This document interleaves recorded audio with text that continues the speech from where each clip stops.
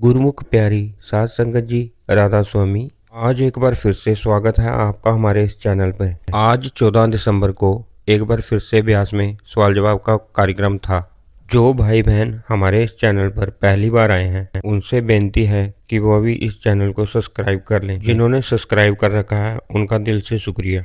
आज सबसे पहले एक भाई ने पूछा, बाबा जी मैंने हजूर जी से नामदान लिया था। मैं नामदान तो जपता हूँ लेकिन अभी तक मुझे अंदर से दर्शन नहीं हुए। आप कुल मालिक हो, आप मुझे अंदर से दर्शन जरूर देना। बाबा जी ने कहा, बेटा मालिक ने जो हमें देना था वह दे दिया। अब तो हमने उसकी कदर करनी है और उसका शुक्र करना है और उसे निभाने की कोशिश करनी है। जब तक हम कोशिश नहीं करेंगे ये मकसद पूरा नहीं होगा। फिर एक लड़की ने कहा, बाबा जी मुझे अभी नामदान नहीं मिला है, लेकिन जब मैं ध्यान पे बैठती हूँ मुझे अंदर अंधेरा दिखता है और सिर में दर्द होता है। बाबा जी ने कहा, बेटा अभी हमें नामदान नहीं मिला है इसलिए ऐसा होता है। परमार्थ में कभी भी जोर जबरदस्ती नहीं करनी होती। अगर हम जबरदस्ती करेंगे तो सिर तो दुखेगा ही। हमें जब तक नामदान नहीं मिलता हमें सिर्फ चुप करके बैठना है और सिर्फ बैठने की प्रैक्टिस करनी है। फिर एक बहन ने कहा, बाबा जी जो आपने मुझे घर बना दिया है वह बहुत गुस्से वाला है और वह कहता है जो मैं करता हूँ जो मैं करूँगा वह बाबा जी भी मानते हैं, बाबा जी भी उसे ठीक कहेंगे। बाबा जी ने कहा, बेटा हर किसी में गुण और अवगुण होते हैं, यहाँ पे परफेक्ट कोई भी नहीं है। बाबा जी ने कहा, हम जिस चीज़ की तरफ ध्यान देंगे वही चीज़ हमारे आगे आके खड़ी हो जाती है। अब ये हमने देखना है कि हमने किस चीज़ पे ध्यान देना है और किस पे नहीं। फिर एक भाई ने सवाल किया कि बाबा जी जो हमारी आसानी से आने वाली इनकम होती है जैसे कि शेयर मार्केट जिसमें मेहनत कम और फायदा ज़्यादा होता है, और बुढ़ापा पेंशन जो आसानी से आने वाली इनकम होती है जिसमें मेहनत नहीं होती, तो बाबा जी यह इनकम ठीक है? बाबा जी ने कहा, बेटा जो चीज़ जितनी आसानी के साथ आती है ना उतनी ही आसानी के साथ चली भी जाती है। पापा जी कहते, बेटा हमें तो मेहनत वाली चीज़ों पे ध्यान देना है। जब हम मेहनत करके हक हलाल की कमाई करके पैसा कमाएंगे तो हमें इस चीज़ में खुशी भी मिलेगी। फिर भाई ने कहा कि बाबा जी अगर कोई सिगरेट बेचता है या शराब बेचता है और वह खुद उन चीज़ों को हाथ नहीं लगाता तो क्या वह ये चीज़ें बेच सकता है? बाबा जी ने कहा, जो चीज़ हम अपने लिए इस्तेमाल नहीं कर रहे, जो हम अपने बच्चों को नहीं दे सकते, इस चीज़ का हमें पता है कि ये गलत है, तो हमने ऐसा काम क्यों करना है? भाई कहता, बाबा जी फिर काम बंद कर दें। बाबा जी ने कहा, मैं तो आपको समझा सकता हूँ, बाकी आपकी मर्जी है। मेरा मकसद है परमार्थ के दायरे में आपको समझाना कि जो आपको ठीक लगे वैसा करो। फिर किसी ने सवाल किया कि बाबा जी मेरा ध्यान भटकता है, मैं कैसे अपने ध्यान को एकत्रित करूं? बाबा जी ने कहा, बेटा इसलिए भजन सिमरन दिया जाता है कि ध्यान लगे और मन काबू में आए, लेकिन उल्टा हम मन की चाकरी में लगे हुए हैं, मन के पीछे लगे हुए हैं। जैसे हम मन की चाकरी करते हैं वैसे हम भजन सिमरन भी कर सकते हैं। अब ये हम पे डिपेंड है कि हमने क्या करना है। फिर एक भाई ने बाबा जी से सवाल करते हुए कहा कि बाबा जी पंछी फड़फड़ाता है लेकिन उड़ नहीं सकता है। अंदर का कोई इशारा करते हुए सवाल किया। बाबा जी ने कहा, बेटा पंछी को अगर हम आज़ाद भी करेंगे फिर भी वह पिंजरे में आ जाता है, उसे पिंजरे में रहने की आदत हो गई है। अब ये हमारे पे डिपेंड है कि हमने पिंजरे में रहना है या आज़ादी लेनी है। फिर उस भाई ने कहा कि बाबा जी पहले मेरे साथ ऐसा नहीं होता। बाबा जी ने कहा, बेटा हमने आगे देख के चलना है, पीछे नहीं देखना है। पीछे जो हो गया उसे भूल जाओ।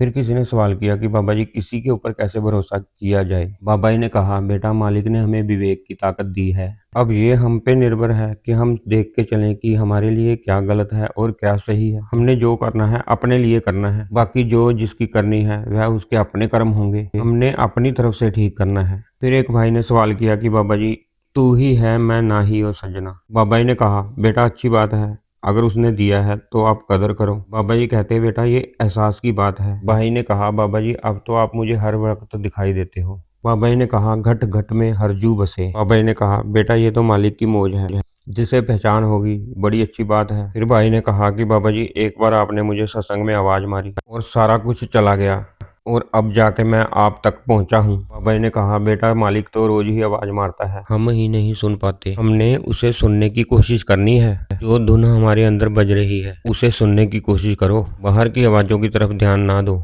फिर एक बहन कहती कि बाबा जी मुझे 2 साल हो गए नामदान लिए हुए, मैं भजन सिमरन भी करती हूँ लेकिन मुझे अभी अंदर से दर्शन नहीं हुए। बाबा जी कहते, बेटा हमने तो मालिक का शुक्रिया अदा करना है। कोई भी चलते पानी में अपनी शक्ल नहीं देख सकता। हमारे मन के अंदर स्थिरता नहीं है। जिस दिन हमारा मन स्थिर हो गया हमें अपने आप अंदर से दर्शन होना शुरू हो जाएंगे। किसी ने कहा कि बाबा जी गलती हो गई है, अब क्या किया जाए? बाबा जी अफसोस है। बाबा जी कहते, बेटा गलती तो सबसे होती है, हमने तो उस गलती से सीखना है। मालिक के बहाने में रहो और अगर कोई कोई भी बात हो जाती है तो उसे बात करके हल करो। फिर एक भाई ने सवाल किया कि बाबा जी मैं ड्राइवर हूँ, कई बार जो सवारियां बैठी होती हैं वह गाड़ी के अंदर ड्रिंक करती हैं, तो बाबा जी क्या करना चाहिए। बाबा जी ने कहा बेटा आप अपनी ड्राइविंग की तरफ ध्यान दो, ये हमारे बस की बात नहीं है। अगर कोई हमारे साथ बैठा है तो हम उसे रोक नहीं सकते। फिर भाई कहता कि बाबा जी हम कई बार कई जगह पे लेके जाते हैं, किसी मंदिर में या किसी तीर्थ स्थल पे, तो सवारी हमें कहती है कि ये प्रसाद है खा लो, तो क्या बाबा जी हमें खाना चाहिए। बाबा जी ने कहा बेटा प्रसाद किसे कहते हैं, प्रसाद होता है मालिक की बख्शिश, और मालिक ने जो कुछ हमें दिया है वह प्रसाद ही है।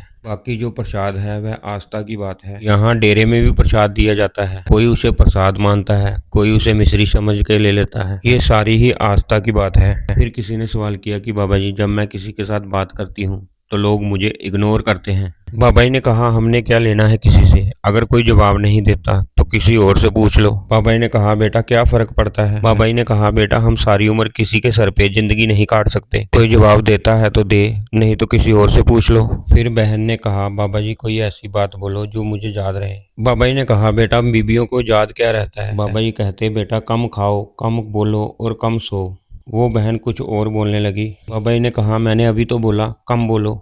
बहन कहती बाबा जी हाँ सॉरी अब मैं कम बोलूंगी। बाबा जी ने कहा बीबियों के लिए कम बोलना सबसे मुश्किल बात है। इस बात पे सारी संगत हंसने लगी, हजूर भी मुस्कुरा रहे थे और पूरे पंडाल का माहौल खुशनुमा हो गया। फिर किसी ने कहा बाबा जी मेरे घर वाले नहीं मानते जो मैं करता हूँ, तो कई बार मेरा उनसे झगड़ा भी हो जाता है। बाबा जी कहते बेटा जो आपके घर वाले हैं वह आपकी फिक्र करते हैं। बाबा जी कहते उनको हमारी कमजोरी और हमारी ताकत का पता है, इसलिए वह हमें सलाह देते हैं कि हम किसी चीज में फंस ना जाएं। हमने उनकी सलाह माननी है, वो हमें हर एक मुश्किल में से निकालना चाहते हैं, इसलिए माँ बाप की सलाह मानो और जो कहते हैं वह जरूर सुनो। फिर एक बहन कहने लगी बाबा जी मेरे कान में अलग अलग आवाजें आती हैं, बाबा जी ऐसा क्यों है, ये मेरा वहम है या सच में होता है। बाबा जी ने कहा बेटा 24 घंटे हर एक इंसान के बीच में धुन बज रही है, और अगर मालिक हमारे किसी हिस्से में से वह धुन को वापस बुला लेता है तो हमारे शरीर का वह हिस्सा काम करना बंद हो जाता है। और अगर आप पे मालिक ने बख्शिश की है और धुन आपको सुनाई देती है तो उसे जरूर सुनना चाहिए और उसकी तरफ जरूर ध्यान देना चाहिए। बहन कहने लगी बाबा जी गुरु के साथ प्रेम क्या होता है। बाबा जी ने कहा बेटा हमारा दायरा बहुत छोटा है, प्रेम की एक अवस्था होती है, प्रेम में तो इंसान जिससे प्रेम करता है उसके स्पुर्द कर देता है। प्रेम को लफ्जों में समझाया नहीं जा सकता, जब हमें खुद एहसास होगा तभी हमें पता चलेगा कि प्रेम क्या है। फिर बहन ने कहा कि बाबा जी नामदान देना मेरे पति को, वह बहुत अच्छे इंसान हैं। बाबा जी ने कहा बेटा बड़ी अच्छी बात है। बाबा जी ने कहा मालिक ने बख्शिश की है तो उसकी कदर करो, और बेटा अगर हम चाहते हैं कि वह हमारी सोच की कदर करें तो हमें भी उनकी सोच की कदर करनी पड़ेगी। फिर किसी ने कहा बाबा जी मेरा मन सत्संग के अंदर नहीं लगता, सेवा के अंदर लगता है। सारे मुझे कहते हैं कि सत्संग जरूर जाया कर, पर मेरा सत्संग में जी नहीं लगता, सेवा में जी लगता है। बाबा जी ने कहा बेटा फिर सेवा ही कर लिया करो। फिर किसी लड़की ने सवाल किया कि बाबा जी मुझे गुस्सा बहुत आता है। बाबा जी ने कहा बेटा गुस्से से कभी कोई चीज हल हुई है, हमने जो भी बात करनी है सोच समझ के हल करनी है। फिर बहन कहती बाबा जी कई बार कोई रिश्तेदार हमारे बारे में कुछ बोल देता है तो फिर हम इससे गुस्से से बात करते हैं, वो हमें आगे से कहते हैं कि ब्यास जाते हो, आपको बोलने की अकल नहीं है। बाबा जी ने कहा बेटा दुनिया ने तो बड़े बड़े महापुरुषों को नहीं बख्शा, अगर हमें भी नहीं बख्शेंगे तो क्या हो गया। बाबा जी ने बच्ची को समझाने के लिए कहा कि अगर मुझे कोई कहे कि मैं गधा हूँ तो क्या सच में मैं गधा बन गया, क्या फर्क पड़ता है इस चीज से। फिर बाबा जी ने कहा मैं तो हूँ ही गधा। प्यारे दोस्तों इस चीज से पता चलता है कि बाबा जी के अंदर कितनी निम्रता है, अपने आप को किन लफ्जों में तोल रहे हैं सिर्फ एक बच्चे को समझाने के लिए। फिर बहन कहने लगी कि बाबा जी अपनी सेहत का ख्याल रखा करो, आप पतले हो जा रहे हो। बाबा जी ने कहा मैं तो तेरे से मोटा हूँ। बाबा जी ने कहा तू तो सुक्की पई है। इस बात पे भी सारी संगत खिड़खिड़ा के हंसने लगी। फिर किसी ने सवाल किया बाबा जी कई बार हर्ट होता है। बाबा जी ने कहा बेटा हमने अपनी तरफ से हमेशा सबका भला करना है, दुनिया में कोई भी परफेक्ट नहीं है, मालिक ने जो हम पे बख्शिश की है हमने उसकी कदर करनी है। फिर किसी ने सवाल किया बाबा जी कई बार घर का माहौल खराब होने लग जाता है, हमारे बड़े हमें कुछ बोलना शुरू हो जाते हैं। बाबा जी ने कहा वह हमारे माँ बाप हैं या हम उनके माँ बाप हैं। बाबा जी ने कहा हमें क्या पता उनकी क्या मजबूरी है, अगर वह हमें कुछ कहते हैं तो हमें सुन लेना चाहिए और अपनी जिम्मेवारी निभानी चाहिए। फिर एक बहन ने कहा बाबा जी आपने जेंट्स की उम्र 22 साल रखी हुई है और हमारी 25 साल, ऐसा क्यों। बाबा जी ने कहा बेटा ऐसी कोई बात नहीं है, लड़कियों ने दूसरे घर जाना होता है, कई बार ससुराल वाले उस चीज को नहीं मानते हैं, चाहते हैं कि हमारे माहौल में ढले और अगले किसी परिवार में कोई दिक्कत ना आए और लड़की अपने पैरों पे खड़ी हो सके और इस चीज को समझ सके। इसलिए लड़कियों की उम्र थोड़ी ज़्यादा रखी है। फिर एक लड़के ने कहा, बाबा जी मेरे मम्मी पापा मुझे बड़ा डांटते हैं। बाबा जी ने कहा, मुंडे टोटली गुंडे। बाबा जी कहते तू गलती करदा होना है ਤਾਂ ਹੀ ਡਾਂਟਦੇ ਆ, ਇਦਾਂ ਹੀ ਥੋੜੇ ਕੋਈ ਡਾਂਟਦਾ। ਅੱਗੋਂ ਮੁੰਡਾ ਕਹਿੰਦਾ, ਬਾਬਾ ਜੀ ਮੈਨੂੰ ਕੋਈ ਇੱਕ ਕੰਮ ਕਹਿੰਦਾ ਮੈਂ ਉਹ ਕੰਮ ਕਰਦਾ, ਇੰਨੀ ਦੇਰ ਨੂੰ ਕੋਈ ਦੂਜਾ ਕੰਮ ਕਹਿ ਦਿੰਦਾ, ਦੂਜਾ ਕੰਮ ਕਰਦੇ ਕਰਦੇ ਮੇਰਾ ਪਹਿਲਾ ਕੰਮ ਰਹਿ ਜਾਂਦਾ। ਬਾਬਾ ਜੀ ਕਹਿੰਦੇ ਇਸ ਉਮਰ 'ਚ ਪੈਂਦੀ ਹੀ ਡਾਂਟ ਹੈ। ਬਾਬਾ ਜੀ ਕਹਿੰਦੇ ਮਾਂ-ਬਾਪ ਦੀ ਡਾਂਟ ਨਹੀਂ ਹੁੰਦੀ, ਮੈਂ ਵੀ ਬੜੀ ਡਾਂਟ ਖਾਧੀ है, ਹੁਣ तू भी खा ले।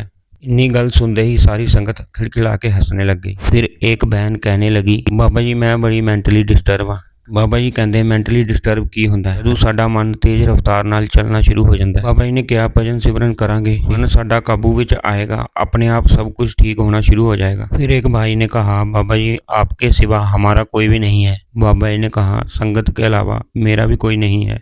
बाबा जी कहते, बेटा क्या सुख और क्या दुख, मालिक जो कुछ भी देता है वह ठीक ही होता है, वह चीज़ कभी भी गलत नहीं हो सकती। हमें कर्मों का हिसाब किताब तो हमेशा ही देना पड़ेगा और उस मालिक के बहाने में रहना पड़ेगा।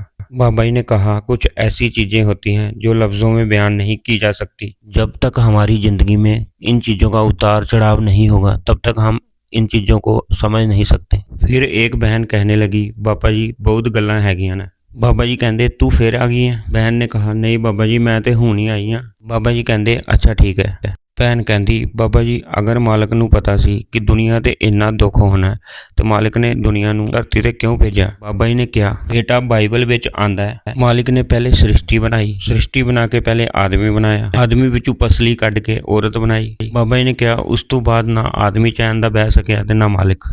इस गल ते सारी संगत खिलखिला के हसन लग गई। बाबा जी अते हजूर भी मुस्कुरा रहे सी। फिर बाबा जी कहते, बेटा मालिक बोर हो रहा सी, उन्हें सोचा चलो मजा लैने आ। फिर भैन ने कहा, बाबा जी मेरे मम्मी पापा फॉरन रहंदे ने, मैं सुनिया सी राम जी दे जिहड़े पिता जी सी उन्हां ने किसी हिरन नूं तीर मारिया सी, जिहदे करके उन्हां नूं श्राप मिलिया सी ते उन्हां दे बच्चे उन्हां तो दूर हो गए। बाबा जी इसे करके साडे भी माँ प्यो साडे तो दूर ने। बाबा जी कहते, बेटा इहो जी कोई गल नहीं, ये जिहड़ियां कहानियां हुंदियां ये सानूं समझाउण वास्ते हुंदियां ने।